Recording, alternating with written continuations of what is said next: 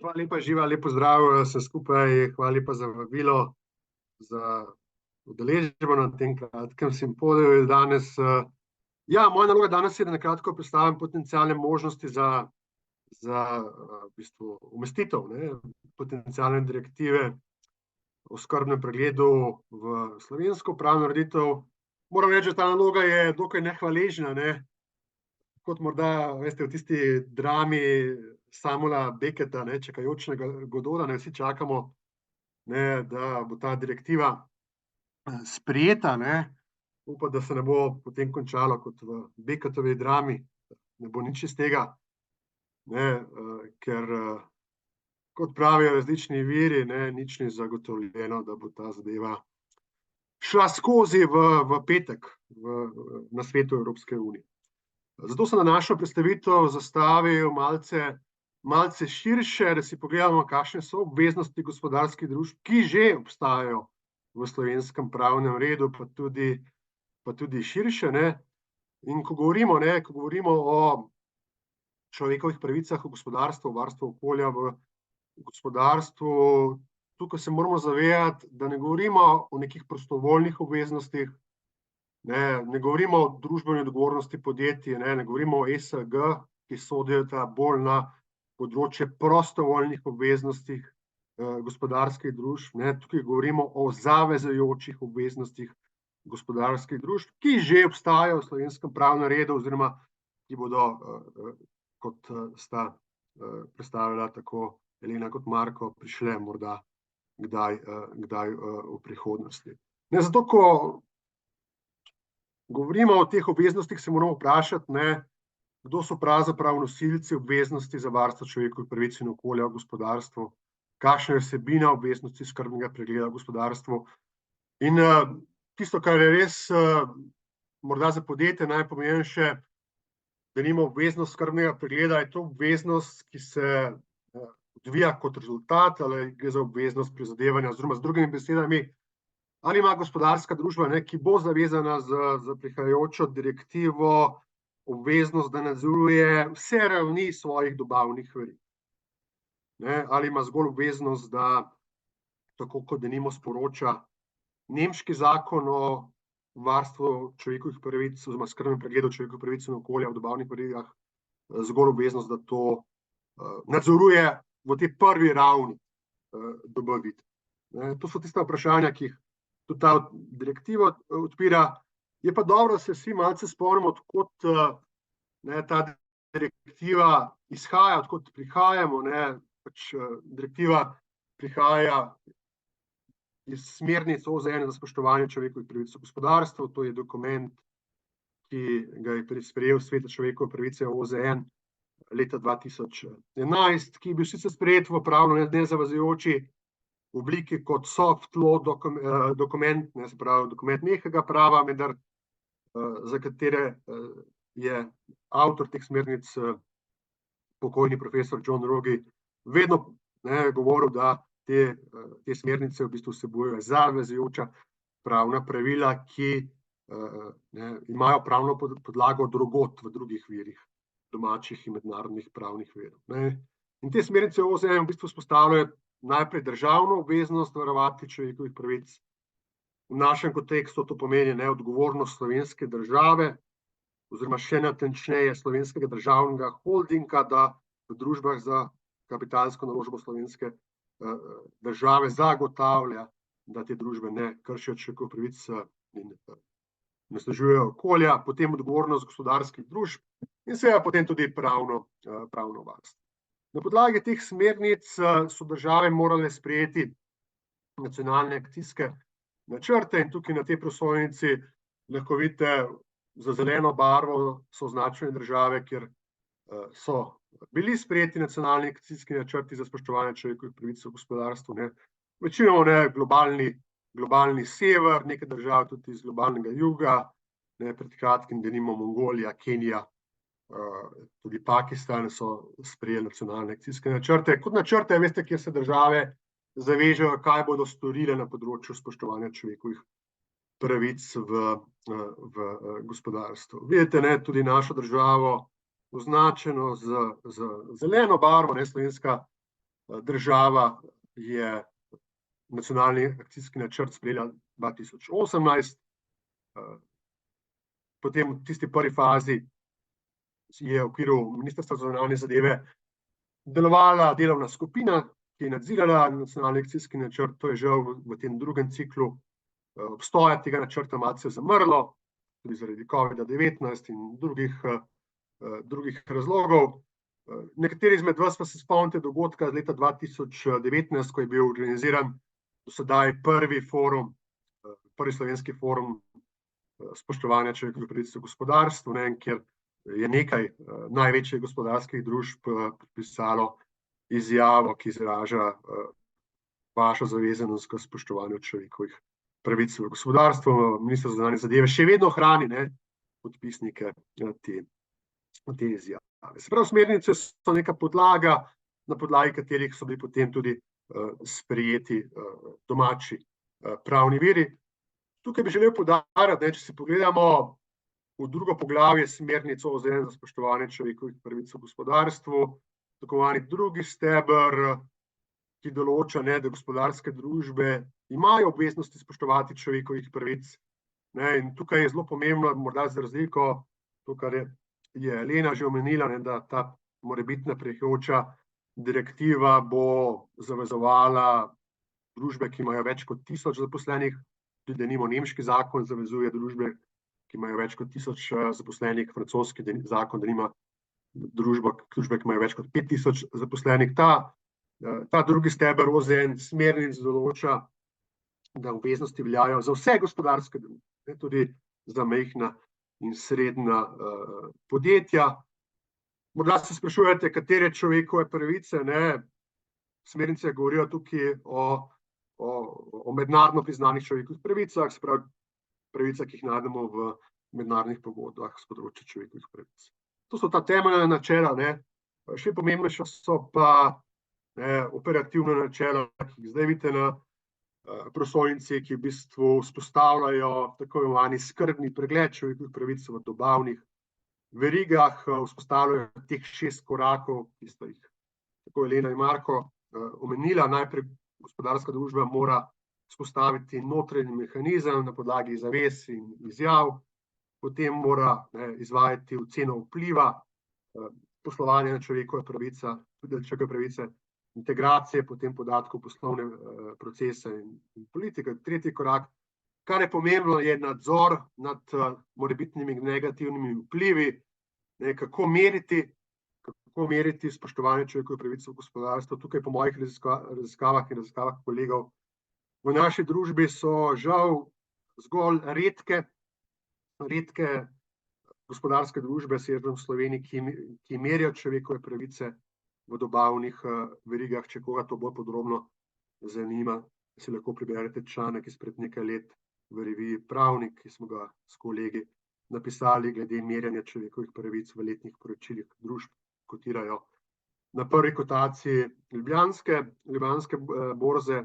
Ta nadzor je vedno izziv za gospodarske družbe, ker nadzor pomeni, da morate imeti vzpostavljen notranji mehanizem na različnih ravneh dobavnih verig, kjer obiskujete dobavitelje in vaše poslovne partnerje in jih potem tudi spremljate glede spoštovanja človekovih pravic v gospodarstvu. To je verjetno zelo težko, če se vaš dobavitelj nahaja denimo v kakšni državi globalnega juga, ali pa v državi, ki je v tem trenutku država agresorka v konfliktu, v vojni med Rusijo in Ukrajino, so takšni nadzorni ukrepi težji v takšnih razmerah.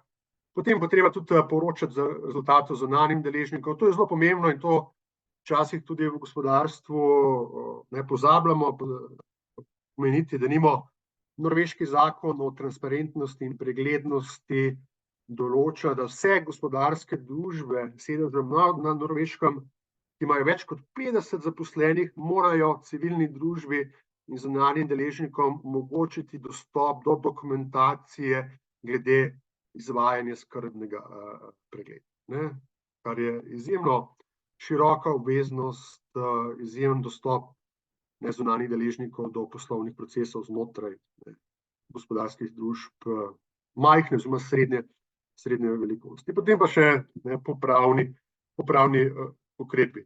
Kot rečeno, nemški in francoski zakon tukaj že vzpostavljata obveznosti skrbnega pregleda. Francoski zakon o skrbnem pregledu vzpostavlja obveznost za gospodarske družbe, ki imajo več kot 5000 zaposlenih, da pripravijo načrt skrbnega pregleda. Če gospodarska družba tega ne stori, se lahko potem dokazuje civilnopravna odgovornost.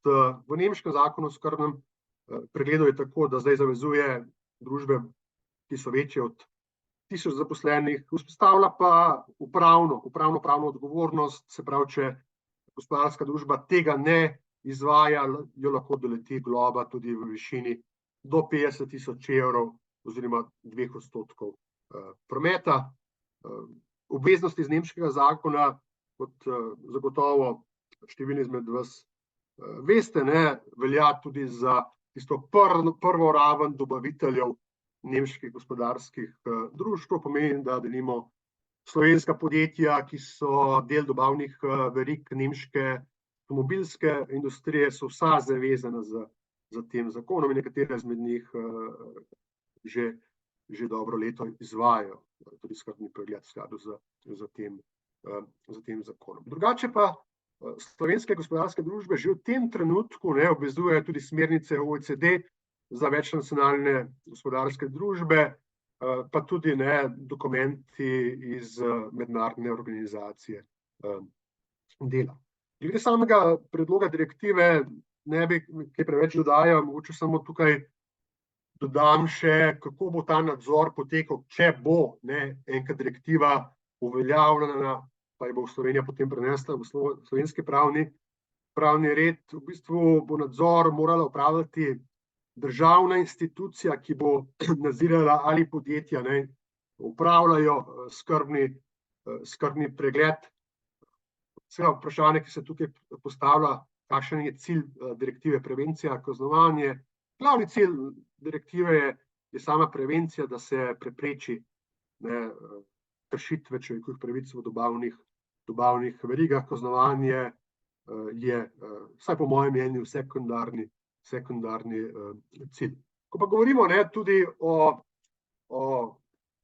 skrbnem pregledu, tukaj tudi vidite teh 6 korakov, ki sem jih prej razložil.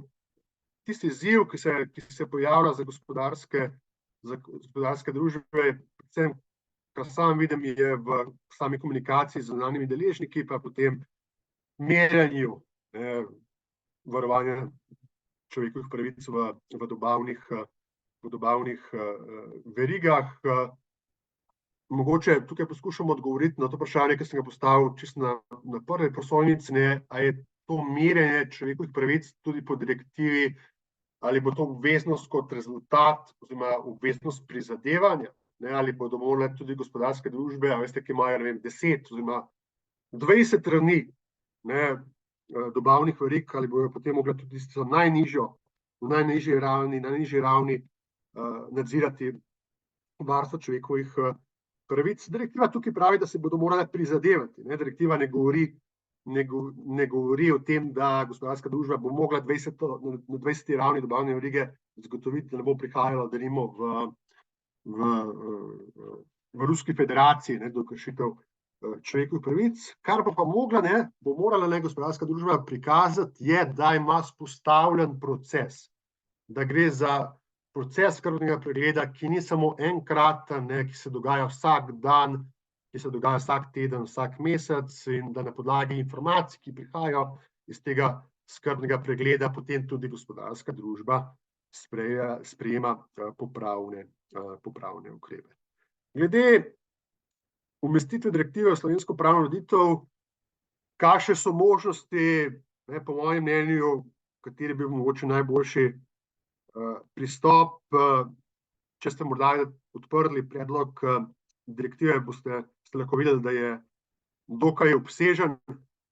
Zato se postavlja vprašanje, ali bi bilo res primerno prenesti direktivo, če bo seveda, govorimo hipotetično, če bo sprejeta v zopet novo novelo, zopet nov zakon o spremembah in dopolnitvah zakona o gospodarskih družbah, ne, kot smo to storili v naši državi v številnih prejšnjih primerih, ali pa ne razmisliti o samostojnem zakonu o obveznem skrbnem pregledu, kot denimo pri prenosu uredbe, splošne uredbe o varstvu osebnih podatkov, ne, ko smo potem v lanskem letu novelirali zakon o varstvu osebnih podatkov. Ne. Kateri pristop bi bil tukaj boljši? To je vprašanje predvsem nomotehnike, ne, pisanja zakonske ureditve, pravne ureditve, ne.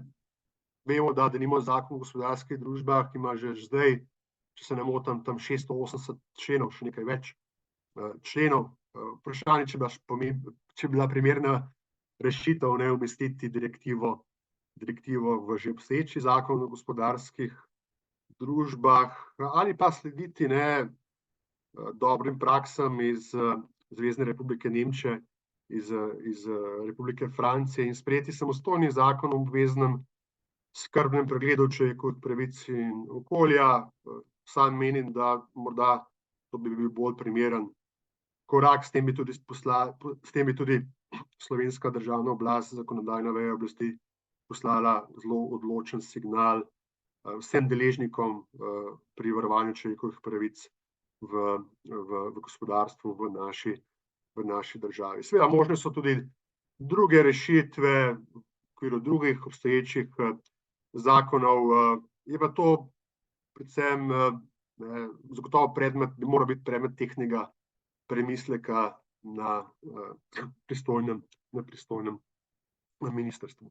Glede, mogoče samo za zaključek, glede samih izzivov varstva človekovih pravic v slovenskem gospodarstvu, ko govorimo o novi prihajajoči direktivi o prenosu v slovensko ureditev, veste, glavni izziv za vse nas je, kako znižati ta razkorak med normativnimi podlagami in prakso. In tukaj bi si sam želel, vidim tudi v občinstvu danes so tudi predstavniki Slovenskega državnega holdinga, ne, bi si sam želel, da država, ne, pokaže zgled, vzor celotnemu gospodarstvu in da, veste, v tistih podjetjih, ne, kjer ima država bodisi delno, bodisi večinsko kapitalsko naložbo, zagotovi, da bodo dobavne verige teh podjetjih brezmadežne z vidika človekovih pravic